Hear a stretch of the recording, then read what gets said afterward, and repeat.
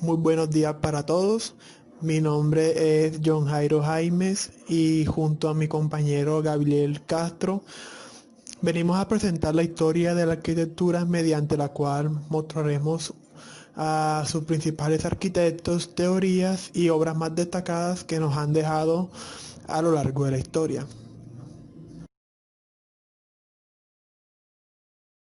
Frank Lloyd Wright.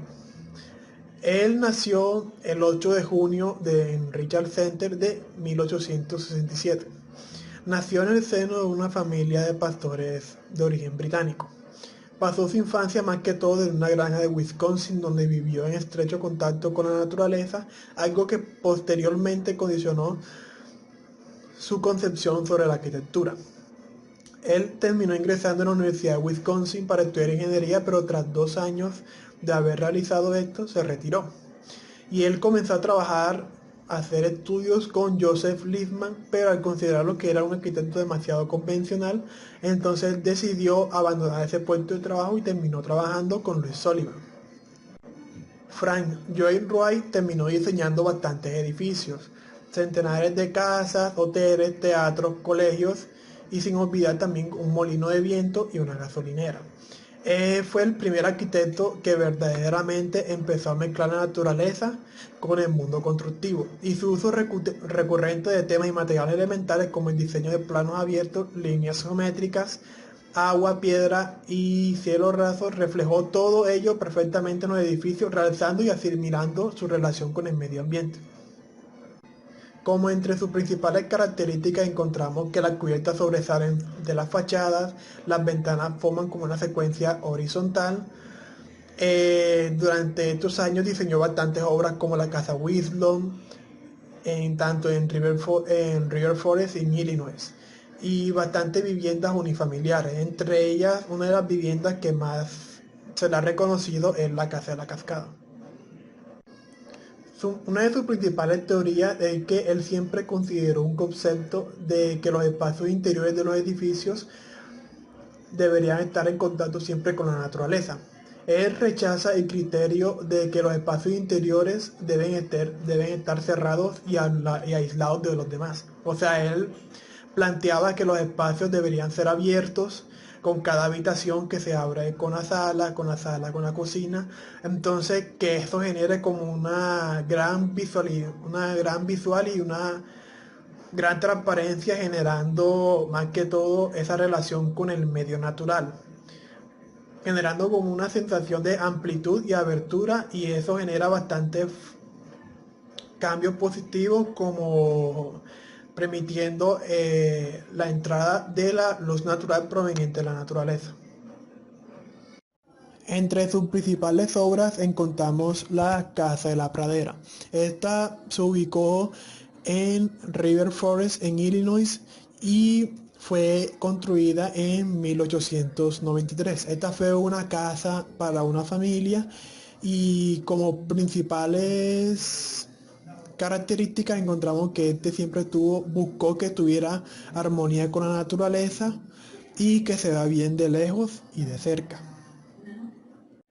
La propuesta en sí es como buscaba una mezcla entre el clasicismo y el pintoresquismo, donde los materiales eran dejados naturalmente. La fachada principal es de una chocante simetría con las ventanas de guillotina, y para las normas actuales la casa es un edificio sobrio, noble y elegante. El tejado de la casa se inclina suavemente desde una voluminosa chimenea. Él con esta casa rompía su relación con las casas del estilo neotudor con tejados muy inclinados. En su alzado trasero encontramos que las formas se rompen, se retraquean y aparecen formas sinuosas. Los espacios están bien definidos, lo cual hace que fluyan entre sí.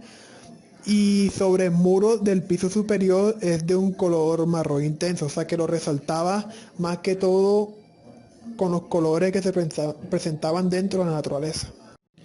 El siguiente arquitecto del cual vamos a hablar es Walter Gropius. Él nació en Berlín el 18 de mayo de 1883. Él fue un hijo y nieto de arquitectos. Estudió la arquitectura en Múnich y en Berlín. Después de sus estudios trabajó durante 3 años en el despacho de Peter Vinres y luego se independizó.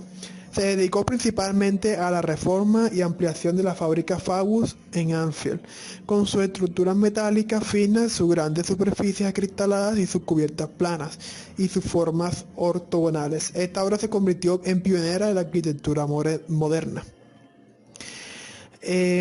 Como principales teorías encontramos que además del aprendizaje técnico y el manual, el proyectista siempre debe aprender un lenguaje especial para poder dar expresión visible a sus ideas. Debe absorber un conocimiento científico de hechos ópticos objetivamente válidos. Una teoría que diría la mano formadora y suministre y una base general sobre la cual puedan trabajar conjuntamente y en armonía una multitud de individuos. Y las palabras y las teorías no puestas a prueba por la experiencia pueden ser más perjudiciales que los hechos. Y él usó una frase que actualmente es muy reconocida, que es que la forma sigue la función. O sea que él hablaba básicamente de que el proyectista no solamente debe estar en el salón diseñando, sino que sus ideas puestas en la mente deben ser puestas en práctica en la vida real para ver si el proyecto tiene relevancia o puede realizarse o no. Una de las obras por las cuales fue muy característica es la Bauhaus. La Bauhaus como característica principal genera un paralelismo entre la enseñanza teórica y la práctica, el contacto continuo con la realidad del trabajo, y esta tuvo más que todo la presencia de maestros creadores. Gropius pretendía crear una pedagogía basada en el trabajo en grupo que acabaría insertando poco a poco la artesanía dentro de la industria, que buscaba una idea de innovación y novedad para el futuro, una unidad entre la arte y la técnica y espacio que determinen la función, ausencia del ornamento y la forma que siga la función. La Bauhaus tuvo 3 sedes, una encontrada en Weimar entre los años 1919 y 1923, que es donde se buscaba recuperar más que todos los métodos artesanales y daba como respuesta al arte como necesidad principal de la sociedad. Otra sede encontrada en Dessau, en Alemania, entre los años 1923 y 1925. Este fue creada bajo un esqueleto de hormigón armado y ladrillo, y techos cubiertos con teja de asfalto, y más que todo era como una escuela que investigaba la esencia de lo que es el arte. Eran escuelas formadoras tanto de arquitectos como de artistas, buscando combinar las dos funciones, tanto el arte como la arquitectura y la construcción, generándola como una sola corriente. Y la última sede que encontramos es en Berlín, entre los años 1925 y 1933, que su planta era simétrica con pabellones a diferentes alturas, ventanas horizontales, y ahí incluso cogían la escuela para realizar grandes fiestas.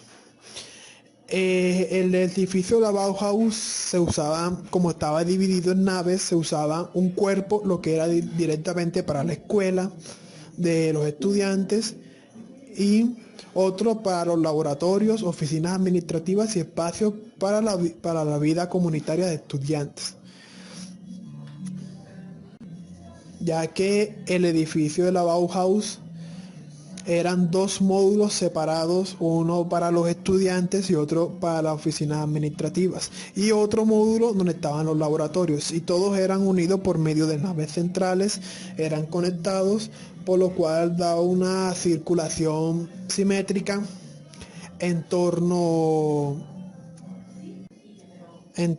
a lo que Gropius buscaba principalmente, que es relacionar el arte con la arquitectura. Bueno, continuamos con Ludwig Mies van der Rohe. Van der Rohe nació el 27 de marzo de 1876 en la ciudad de Alemania, Aquisgrán. Él en 1901 terminó sus estudios en la Escuela de Artes y Oficios y fue contratado en su ciudad natal como aprendiz de obras. En 1905 se trasladó a Berlín para colaborar en el estudio de Bruno Paul. Es considerado el máximo exponente de la construcción de acero y vidrio y es como considerado uno de los mayores arquitectos del siglo XX. Él desde los años 1930 hasta 1933 dirigió la Escuela de Arte Bauhaus.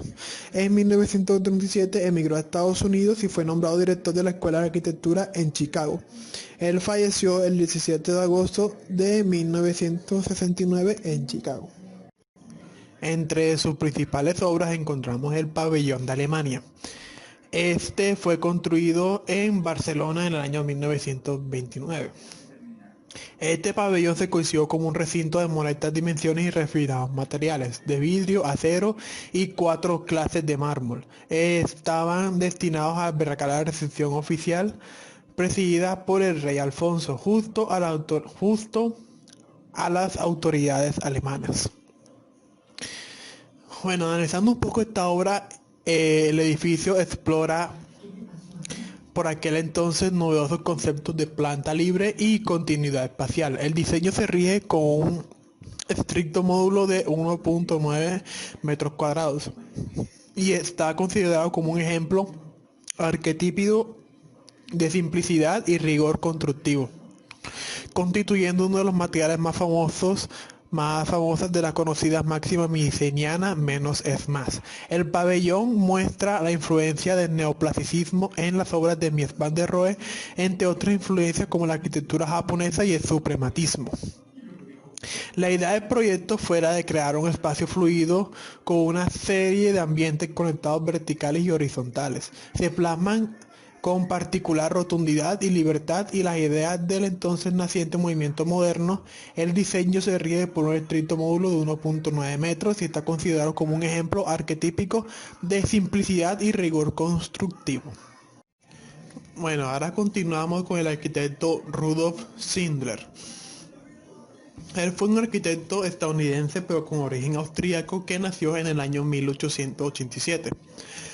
Él trabajó principalmente en Los Ángeles a mediados del siglo XX. Él se le asocia a menudo con los arquitectos del movimiento moderno en arquitectura, ya que trabajó con varios de los maestros de este estilo.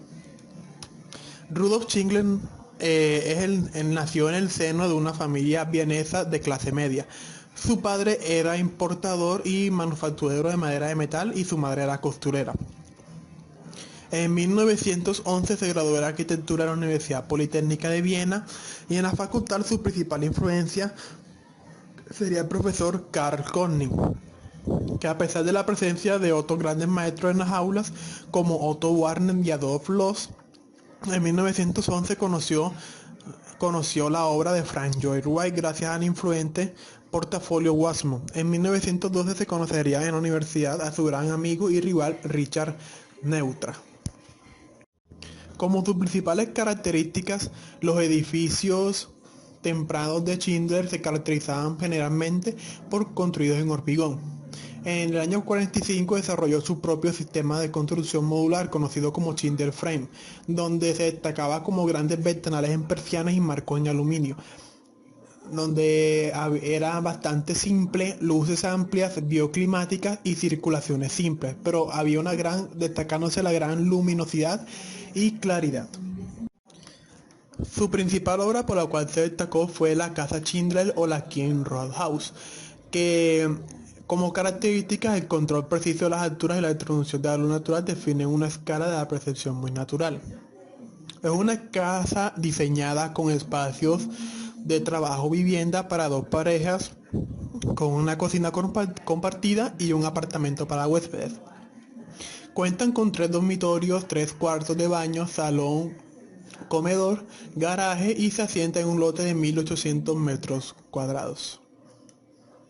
La casa se convirtió actualmente en un laboratorio de arquitectura y es el lugar del nacimiento del modernismo del sur en California. La casa Schindler tiene la inevitabilidad de una obra maestra, al incorporar tanto la teoría arquitectónica como la social. se desarrolla formal, espacial e intelectualmente con una coherencia incomparable en arquitectura moderna temprana. La Casa Schindler es una vivienda vanguardista que anticipa lo ideal americano de llevar una vida informal al aire libre. Schindler esta casa la veía como la expresión más clara de sus principios, que realza el contexto, ensambla los espacios interiores con los exteriores, presenta los materiales de forma noble y demuestra economía de medios y eficacia metódica. Él exhibe la utilización principalmente de dos materiales, de muros ciegos con ligera inclinación de hormigón visto y carpinterías de madera de composición horizontal. El control preciso de las alturas y la introducción de la luz natural definen una escala de una percepción bastante singular. Y esta casa es construida sobre una placa plana y las paredes son de losas de hormigón. Le Corbusier. Nacido en el año 1887 en la localidad de Les Chaux-de-Fonds. A los 29 años se trasladó a París, donde adoptó el seudónimo de Le Corbusier. Variación humorística ya que evocaba la palabra cuervo, del apellido de su abuelo materno, Le Corbusier. Su padre se dedicaba a lacar cajas de relojes para la industria relojera de su ciudad natal y su madre fue pianista y profesora de música.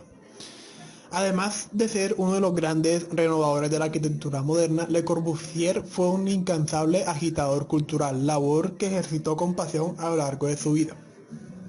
Con sus escritos se ganó una merecida fama de polémica y aportó un verdadero caudal de ideas innovadoras que ha hecho que su obra influya decisivamente en la arquitectura posterior. La vida moderna traía consigo una serie de exigencias cuya satisfacción era imposible encontrar en la pervivencia de la arquitectura tradicional. Había por ello que adecuar la arquitectura a la civilización surgida de la revolución industrial, que nosotros gustamos del aire puro y del sol radial, afirmó él, ya que la casa es una máquina de vivir, baño, sol, agua caliente y fría, temperatura regulable a voluntad y conservación de los alimentos, higiene y belleza a través de las proporciones convenientes. Como una de sus principales teorías, él hablaba sobre los 5 puntos de la arquitectura moderna, en los cuales se dividían en la planta baja sobre pilotes, la planta libre, la fachada libre, la ventana alargada y la terraza jardín. En la planta baja, para Le Corbusier, era la planta baja de la vivienda, al igual que la calle, eran al mismo nivel, la cual esta pertenecía al automóvil. Entonces, ya que para que esta circulación se ejecutara, por este motivo la vivienda se elevaba sobre pilotes para permitir el movimiento de los vehículos. La planta libre, esto a partir de una estructura independiente, aprovechando la tecnología del hormigón armado, genera una estructura de pilares en los que se apoyan las losas. De ese motivo, el arquitecto decide poner los cerramientos, siendo independientes de un nivel a otro. Después está la fachada libre, que es el corolario del plano libre en el plano vertical. La estructura se retrasa respecto a la fachada, liberando su función estructural y permitiendo libertad en su composición independientemente de la estructura. La ventana alargada, por el mismo motivo del punto anterior, también los muros exteriores se liberan. Y las ventanas pueden abarcar todo el ancho de la construcción, mejorando la relación con el exterior y permitiendo un mejor asoleamiento de los espacios interiores. Y la terraza jardín, para Le Corbusier, la superficie ocupada a la naturaleza por la vivienda debían ser devueltas en forma de jardín en la cubierta del edificio, convirtiendo el espacio sobre la vivienda en un ámbito aprovechable para el esparcimiento, que además permitía mantener las condiciones de aislamiento térmico sobre las nuevas losas de hormigón. Bueno, como principal obra encontramos la Villa Savoye, que fue hecha en París, Francia. Esta fue la gran obra por la cual él explicaba sus 5 puntos de la arquitectura. Esta fue declarada Patrimonio Arquitectónico en 1963 por parte del gobierno francés y se consiguió posteriormente restaurarla, ya que se encontraba en un estado de ruina tras la dejadez y los ataques sufridos por la guerra. Actualmente es una casa museo dedicada a la vida y obras de Le Corbusier y mantenida por la Sociedad Pública de Monuments of France, recibiendo miles de visitas al año y principalmente de arquitectos y estudiantes. Aunque en su momento Villa Savoye fue concebida por carácter público, Le Corbusier no renunció a considerarla un prototipo tipológico para futuras edificaciones en serie. Bueno, como concepto, el movimiento de los coches para entrar al interior de la vivienda es el detonante por la concepción del edificio. También este término se engloba en el hecho de que la vivienda se conciba pretendientemente como objeto que se posa sobre el paisaje, siendo totalmente autónoma del mismo y pudiendo ser colocado en cualquier lugar del globo. La arquitectura sigue de este modo a aeroplanos, automóviles, con el objetivo final de lograr producir una vivienda en serie. La planta baja sobre pilotes también avanza en este sentido, ya que independiza la villa de su jardín y fue reconocido como uno de los puntos fundamentales de la primera generación de la arquitectura internacional. Bueno, continuamos con el arquitecto Hugo Henrichs. Él nació en el año 1898, el 3 de febrero en Kortirainen, en la Gran Finlandia. Él obtiene sus prácticas bajo la dirección del arquitecto Salevehevo y viaja a Helsinki y empieza a estudiar en una escuela politécnica, por lo cual después estos estudios son interrumpidos por medio de la guerra civil. Él concluye sus estudios de arquitectura y recibe mención de honor y se asocia a la Asociación Finlandesa de Arquitectura SAFA. Él realiza su primer estudio en Jyväskylä. Tiempo después se publica en el periódico local una medida de envejecimiento de nuestra ciudad y sus posibilidades, una importante muestra de la opinión de Aalto, Hugo Henrik. Después tuvo una exposición de mobiliario en Helsinki y Zúrich y viaja con su familia a Washington y es nombrado profesor del MIT y regresa a Finlandia después de que se termina la guerra. Es elegido presidente de la Federación de Arquitectos y viaja con una delegación hasta Alemania. Después se hizo profesor en Estados Unidos y él deja la docencia en el MIT y regresa a Finlandia debido a su grave enfermedad. Y años siguientes falleció. Como su principal pensamiento y teoría, para Frank Henry, la experimentación de las ideas no concluía hasta que el proyecto estaba construido, poniéndose en relieve sus aciertos y defectos. Los proyectos, al no considerarse terminados sobre el papel, sufrían modificaciones durante puesta en la obra. Que él básicamente lo que decía es que al momento de desarrollar un proyecto tenía que estar 100% terminado en el papel para ya poder llevarse a la obra, y si sufría algún cambio dentro del papel también tenía que sufrir algún cambio dentro de la obra.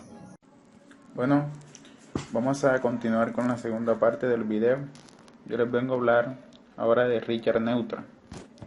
Richard Neutra fue un arquitecto de origen austriaco, teórico y muy influyente dentro del movimiento moderno durante el siglo XX. Tuvo una gran influencia en Los Ángeles, donde fundó una academia de artes modernas en la cual dio clases. Su arquitectura se basó en la relación entre hombre y edificaciones, realizando varias investigaciones con respecto al organismo humano y a la arquitectura.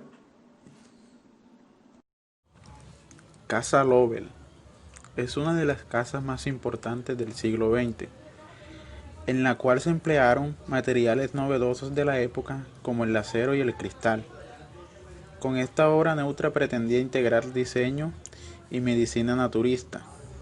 También cabe resaltar que de los dueños de esta vivienda eran personas interesadas en la medicina, bienestar y el bienestar del cuerpo, por lo cual se basó en la importancia de los entornos armoniosos, para así conseguir generar sensaciones positivas a través de cada espacio.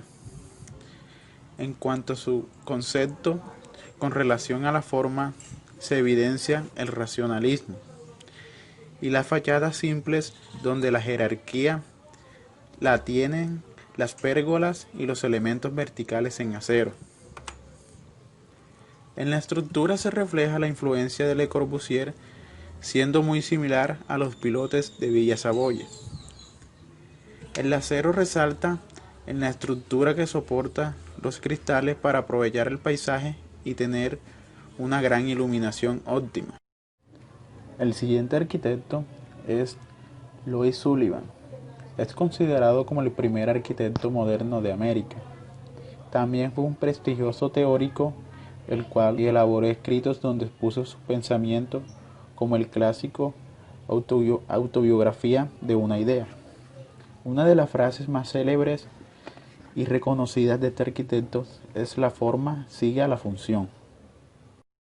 Una de las obras más importantes es el Auditorio. Este es un edificio construido en 1970 de uso mixto. Fue el primer arquitecto y el más alto de Chicago en esa época. También se evidencia que poseía una ornamentación francesa. Su estructura fue en acero y se convirtió en uno de los más referentes, a tal punto de ser conocido como la octava maravilla del mundo. Otra de sus obras más importantes es el edificio Guarani Building. Este es uno de los edificios donde el arquitecto Sullivan hace referencia a su célebre y famosa frase: la forma sigue a la función, dado a que todos los espacios obedecen este concepto, y además muestra la nueva concepción arquitectónica que marca la construcción. La planta del edificio es forma de U y su alzado está dividido en 4 secciones. La estructura se hizo en acero con perfiles laminados en distintas secciones, y toda la estructura se recubrió con un material ignífugo para protegerlo contra posibles incendios. El siguiente arquitecto es Adolf Loos. Este fue uno de los arquitectos europeos más importantes que fijó las bases del movimiento moderno. Su concepto minimalista influyó en la obra de Le Corbusier, Mies van der Rohe y muchos otros arquitectos de la arquitectura moderna, y dieron lugar a un cambio fundamental en la forma en que los arquitectos percibían la ornamentación. Ahora vamos a hablar de la arquitectura funcional. Su pensamiento arquitectónico se basó en el funcionalismo, evitando a toda costa la ornamentación o aquello que no se podía justificar por su función racional, razón por la cual en sus edificaciones se destacan las formas puras y acordes al presupuesto. Esta obra se llama Villa Müller. La obra se caracteriza por un volumen sencillo, sin ornamento, forma octogonal y pura, con ventanas dispuestas con simetría simétrica. En esta edificación se refleja su concepto expresado en el ensayo Ornamento y Delito, donde dice que la evolución de la cultura marcha con la eliminación del ornamento de los objetos útiles. El interior de Villa Müller se organiza en torno al Raumplan de Loos. El Raumplan o planta espacial consiste en organizar los espacios con distintas alturas acorde a las funciones o importancia que tenga un espacio. También cabe resaltar que la planta no se maneja a un solo nivel, por el contrario se crea un movimiento, con esto enlazándose por medio de escaleras. Sin embargo, no se pierde la conexión espacial y visualmente contempla una unidad. Bueno, ahora vamos a hablar de arquitectura posmoderna. La arquitectura posmoderna se conoce como un movimiento arquitectónico que se origina en el año 1950, aunque sin embargo dicho movimiento comenzó a conocerse y a destacarse en 1970 y muestra muchas de sus influencias hoy en día en diversos estilos artísticos. Se puede decir que el posmodernismo surgió como el regreso de la referencia del ornamento y del ingenio de la arquitectura, y se utilizó como opuesto al formalismo que surgió con la corriente moderna. El posmodernismo se planteó para solucionar las problemáticas que causó el movimiento moderno, que no había tenido en cuenta los aspectos culturales. solo tenía en cuenta la función, lo cual cambia en el posmodernismo, donde los espacios y las formas formalizadas y funcionales se cambian por diversos elementos estéticos. Bueno, ahora vamos a hablarles de Charles Jens. Es un arquitecto paisajista, teórico e historiador de la arquitectura estadounidense. Él critica la estética mecanicista de la arquitectura de los años 60 y la creencia en espíritu de los tiempos definidos por máquinas y tecnología. En 1970, Jens se convirtió en todo un referente de la arquitectura posmoderna, de la cual consideraba que era una tendencia hacia el misterio, lo equívoco y lo sensual. Otro arquitecto del posmodernismo fue Robert Venturi. Robert Venturi nació el 25 de junio de 1925 en Filadelfia, Estados Unidos. Fue el fundador revolucionario del posmodernismo, impulsó en el retorno del historicismo, la decoración añadida y un retorno simbolismo en el diseño arquitectónico. Sus edificios tienen un diseño muy característico, tanto por el empleo de colores como por la ubicación de las ventanas y de los elementos decorativos en las fachadas. Bueno, ahora vamos a hablar de arquitectura high-tech. Este intenta superar el movimiento moderno en arquitectura, poniendo en evidencia y dejando a la vista los diversos elementos constructivos. Así la estructura, las instalaciones, los herramientas y los demás sistemas constructivos pasan a ser protagonistas. La arquitectura high-tech refleja el entusiasmo de los 70 por la carrera espacial y en general por las innovaciones científicas y tecnologías del momento. Bueno, un ejemplo de arquitectura high-tech es el Centro Pompidou en París, diseñado por los arquitectos Renzo Piano y Richard Roger. El edificio tiene 7 pisos de acero y vidrio por encima del suelo y 3 plantas subterráneas que albergan las salas de máquinas y áreas de servicio. Hay una distancia de 7 metros entre cada piso. El edificio es un enorme prototipo que ha sido diseñado pieza por pieza, construido de forma casi artesanal. La estructura de acero actúa como un gigante mecano, en el que cada elemento ha sido diseñado y construido por un propósito específico. La flexibilidad del espacio se obtuvo gracias a las diversas opciones de diseño, en el fin de liberar espacio interior, los servicios públicos, así como los de acceso y distribución de rutas, fueron relegados fuera del edificio. Bueno, ahora vamos a hablar de arquitectura del lugar. Es aquella que busca atender las necesidades concretas de un sitio, teniendo en cuenta los aspectos sociales, culturales y geográficos. La arquitectura busca una respuesta al lugar, una comunidad con las tradiciones locales, el sostenimiento de una íntima y continua relación entre la arquitectura a la sociedad local a la cual sirve. Una expansión del lugar expresa una respuesta hacia las condiciones contextuales, ambientales e históricas, logrando así un carácter distintivo y su propia identidad. Solo así realmente se puede establecer una relación interactiva entre la arquitectura y el hombre.